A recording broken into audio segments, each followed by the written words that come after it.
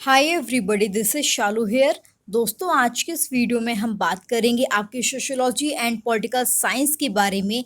इसके पहले वाले वीडियो में हमने आपके सोशियोलॉजी और इकोनॉमिक्स के बारे में देखा था, उसके रिलेशनशिप को देखा था। आप जानते हैं कि जो सोशियोलॉजी और इकोनॉमिक्स होती है, उनका जो पर्सपेक्टिव है सोसाइटी को लेकर के काफ़ी डिफरेंट है ना।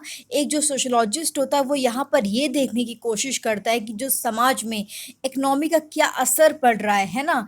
ठीक है, तो उसको यहाँ पे सोशियोलॉजिस्ट यहाँ पे देखने की कोशिश करता है। अगर हमारे समाज में व्यवस्था अच्छी होगी तो उसका समाज पर असर भी काफ़ी अच्छा होगा, क्राइम भी हमारा कम होगा। तो यहाँ पे जो हमारे इकोनॉमिस्ट होते हैं वो यहाँ पे ये सोचते हैं कि हम जो पॉलिसी लेकर के आएंगे, ठीक है, किस तरह से पॉलिसी को बनाना जिससे कि हमें ज़्यादा पैसा जनरेट हो सके। आपने एक वर्ड सुना होगा सोशियो इकोनॉमिक, ठीक है, सोशियो इकोनॉमिक आपने एक वर्ड सुना होगा। इसका मतलब यहाँ पे ये होता है कि आप किस तरह से जो हमारा समाज है और इकोनॉमी है, ठीक है, दोनों को साथ में लेकर के हम लोग चलें जिससे कि हमारे समाज में खुशहाली आ सके। तो ये हमने आपके पहले वाले रिलेशनशिप के बारे में देखा था। तो इस वीडियो में हम देखेंगे कि किस तरह से जो सोशियोलॉजी और पॉलिटिकल साइंस में संबंध है ना।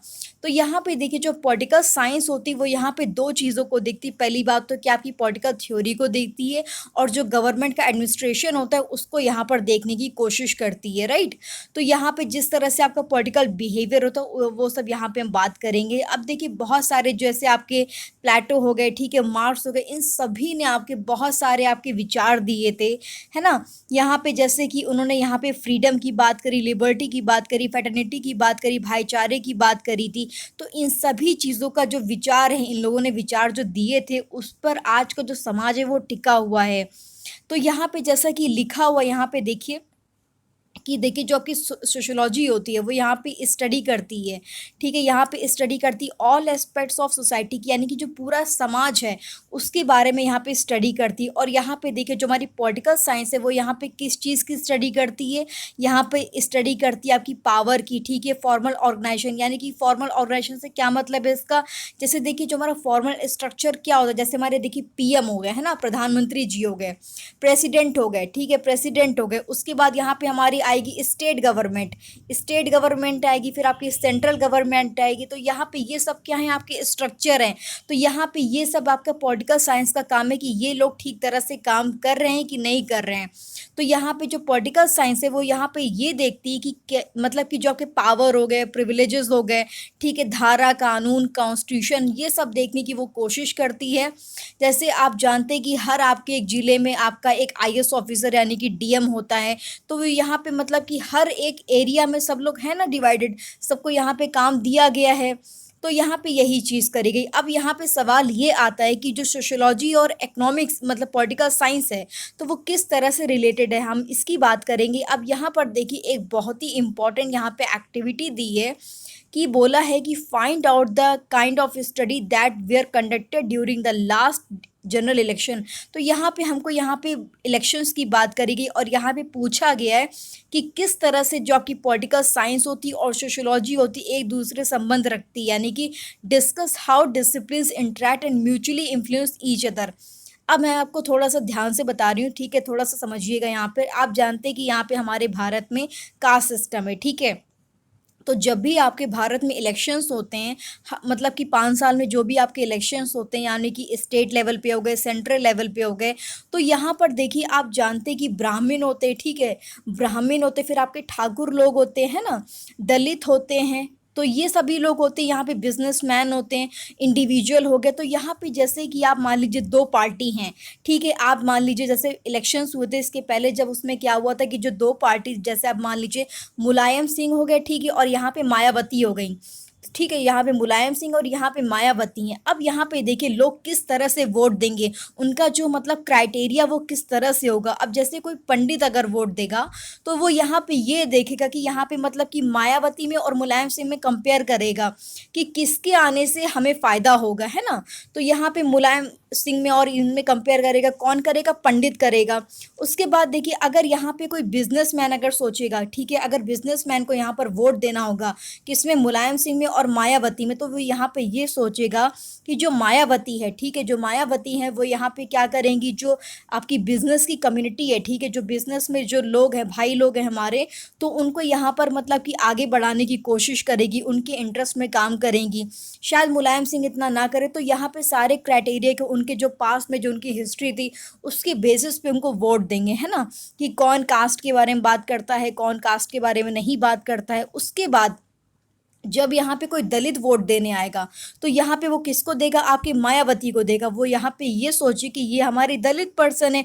अब अगर समाज में, ठीक है, आप जानते कि जो दलित की जो मतलब कि एक तरह से पोजीशन है काफ़ी कम है, अगर वो सीएम बन जाएगी, अगर वो सीएम बन जाएंगी मायावती, तो यहाँ पे उनको यहाँ पे कितनी ज़्यादा यहाँ पे इम्पोर्टेंस मिलेगी, यानी कि एक दलित जो है वो आपका सीएम बन चुका है। तो ये पूरा सोसाइटी इस तरह से वर्क करती है। आप देख रहे हैं कि यहाँ पे इलेक्शंस हो रही है, किसका पार्ट है? पॉलिटिकल साइंस का पार्ट है, लेकिन इसका असर जो है, ठीक है, आप जानते हैं कि सोशियोलॉजी में कास्ट भी आता है, तो आपके ब्राह्मण हो गए, ठाकुर हो गए, बिजनेसमैन हो गए, तो ये सभी क्या है? रिलेटेड है एक दूसरे से, है ना। तो ये थोड़ा समझिए। हम आप देखिए ना यहाँ पे सबके मतलब कि यहाँ पे जो मतलब कि हम सभी यहाँ पे करप्ट है, लेकिन जो इनके रीज़न है वो सभी अलग अलग हैं। सभी लोग मतलब कि यहाँ पे करप्ट है, लेकिन सबके रीज़न जो है वो डिफरेंट है, क्योंकि सब लोग अपना अपना रीज़न देंगे कि मैं इसको क्यों वोट दे रहा हूँ।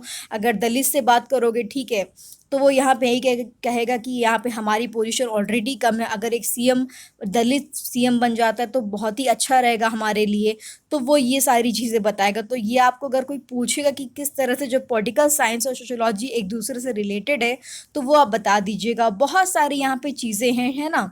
जैसे आप देख लीजिए यहाँ पे, जैसे आप जानते हैं कि जो मैक्स वेबर जी थे, तो उन्होंने यहाँ पर बहुत सारी चीज़ें कही थी, किसके बारे में? पॉलिटिकल सोशियोलॉजी के बारे में। तो यहाँ पे उन्होंने मतलब कि इस तरह की स्टडी करी थी, और यहाँ पे उन्होंने मतलब कि बताया था कि एक्चुअली में, जैसे आप देखिए ब्यूरोक्रेसी के बारे में बताया था उन्होंने, पावर के बारे में बताया था, है ना। तो यहाँ पे ये सारी चीज़ें हो गई। आप एक और एग्जांपल हम ले सकते हैं, जैसे आप देखिए कभी भी आप जैसे बहुत सारे गरीब लोग होते हैं ना, वो क्या करते हैं? राशन लेने के लिए जाते हैं शॉप पर, तो उनके पास देखिए एक क्या होता है? बीपीएल कार्ड होता है। क्या होता है? बीपीएल कार्ड होता है। अगर किसी के पास नहीं है ना, किसी के पास नहीं बीपीएल कार्ड है, तो वहाँ पे जो एडमिनिस्ट्रेशन होगा वो क्या करेगा?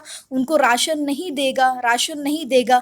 अब यहाँ पे जो सोशियोलॉजिस्ट होगा वो यहाँ पे ये देखने की कोशिश करेगा, अगर बाई चांस किसी के पास, क्योंकि सभी लोग पढ़े लिखे नहीं हैं, ठीक है, मतलब कुछ के पास तो कार्ड होगा, कुछ लोगों ने कार्ड बनवा लिया होगा, कुछ लोगों ने कार्ड नहीं बनवाया होगा, तो किस तरह से असर पड़ता है ना। तो यहाँ पे यही चीज़ देखने की कोशिश करेंगे सोशियोलॉजिस्ट हमारे। बहुत सारे जो आपके डिसीजन मेकिंग होते हैं, बहुत सारे जो आपकी मतलब की चीज़ें होती हैं जिसमें पॉलिटिकल पार्टीज मतलब कि इनका सबका रोल होता है। The role of gender in politics, किस तरह से जो जेंडर हैं, ठीक है, उसका पॉलिटिक्स में क्या रोल है। आप जानते हैं कि जो वुमेन होती, जो महिलाएं होती, अभी भी हमारे जो इलेक्शंस होते हैं उसमें बहुत कम महिलाओं को यहाँ पे मतलब कि एक तरह से मौका मिलता है। सभी यहाँ पे आप देखेंगे जो बड़े बड़े लीडर्स हैं वो आपके मेल ही आपको देखने को मिलेंगे, महिलाएं बहुत कम मिलती हैं हमारे उसमें पॉलिटिक्स में। तो यहाँ पे ये आपका जेंडर में किस तरह से रोल है, तो वो आप एक बार देख लीजिएगा। तो अभी उम्मीद है कि मैंने जितनी भी चीज़ें आपको यहाँ पे बताई आपको सारी समझ में आ गई होंगी दोस्तों। अब देखिए यहाँ पर थोड़ा-सा मैंने इसको और डिटेल में जाकर के चीज़ों को यहाँ पर बताने की कोशिश करी, जिससे कि आपसे अगर कोई पूछेगा कि सोशियोलॉजी में और पॉलिटिकल साइंस में क्या रिलेशनशिप होता है, तो आप उसको आसानी से बता सकते हो। तो यहाँ पर देखिए जो हमारी पॉलिटिकल साइंस होती है वो आपकी स्टडी करती किसकी? पावर की करती, पॉलिटिकल सिस्टम की करती, पॉलिटिकल प्रोसेस की करती और टाइप्स ऑफ गवर्नमेंट की करती है। जैसे आपके इंटरनेशनल रिलेशंस हो गए, पॉलिटिकल एक्टिविटीज़ हो गई, किसके बारे में? मैन के बारे में। तो इन सभी चीज़ की स्टडी कौन करती है? आपकी पॉलिटिकल साइंस करती है। यहाँ पे ये स्टडी किसकी करती है? एक आपकी ऑर्गेनाइज सोसाइटी की करती है, ठीक है। और यहाँ पे जो पीएस लिखा, पीएस का मतलब क्या हो गया? पॉलिटिकल साइंस हो गया, है ना। तो इसको थोड़ा सा ध्यान रखिएगा। यहाँ पर देखिए जो पॉलिटिकल साइंस होती है, यहाँ पे जो हमारी स्टेट्स होती है वो यहाँ पे फ्रेम करती हैं क्या? आपके रूल्स को, रेगुलेशंस को, लॉस को, किसके बेसिस पे? आपके कस्टम्स के बेसिस पे, ट्रेडिशन के बेसिस पे और वैल्यूज़ के बेसिस पे। तो यहाँ पे ये हमारे फ्रेम करती लॉ को। उसके बाद देखिए जो हमारे बहुत सारे पॉलिटिकल साइंटिस्ट होते हैं, ठीक है, जो आपके लॉ बनाते हैं, तो यहाँ पे उनको बहुत ज़्यादा मदद मिलती किसकी रिसर्च से, ठीक है। जैसे हमारे जो बहुत सारे सोशोलॉजिस्ट होते हैं, वो जगह मतलब कि समाज में जाकर के जगह जगह पे मतलब कि एक तरह से स्टडी करते, रिसर्च करते। मैंने आपको बताया था एम्पिरिकल रिसर्च के बारे में। तो यहाँ पे बहुत ज़्यादा, यहाँ पे जो भी वो लॉ बनाते, तो उनको यहाँ पे पॉलिटिकल साइंटिस्ट को यहाँ पे बहुत ज़्यादा किससे मदद मिलती है, आपके सोशोलॉजिस्ट से मिलती है, ठीक है। और यहाँ पे जो हमारी पॉलिटिकल साइंस है वो डील करती किसके साथ, प्रॉब्लम ऑफ सिटी के बारे में, कि हमारे जो शहर है उसमें क्या समस्याएं चल रही हैं, और यहाँ पे जो स्टेट में जो आपके मतलब लोग रह रहे हैं, तो उनके बारे में यहाँ पे वो स्टडी करने की कोशिश करती हैं। उसके बाद यहाँ पे देखिए जो हमारी सोशियोलॉजी की अगर हम बात करेंगे, तो यहाँ पे देखिए जो सोशियोलॉजी होती है, यानी कि सोशो हमारी जो होती है, वो साइंस होती किसकी, सोसाइटी में क्या आ गया आपके, जैसे सोशल ग्रुप हो गए और सोशल इंस्टीट्यूशन हो गए, तो वो इसकी यहाँ पे स्टडी करती हैं। उसके बाद देखिए यहाँ पे स्टडी किसकी होगी, आपके ह्यूमन जो इंट्रैक्शंस होते हैं, जैसे कि आप और हम इंटरेक्ट करते हैं, इंटर रिलेशंस हो गए किसके, ठीक है, उनकी कंडीशंस के बारे में, कॉन्सिक्वेंसेस के बारे में।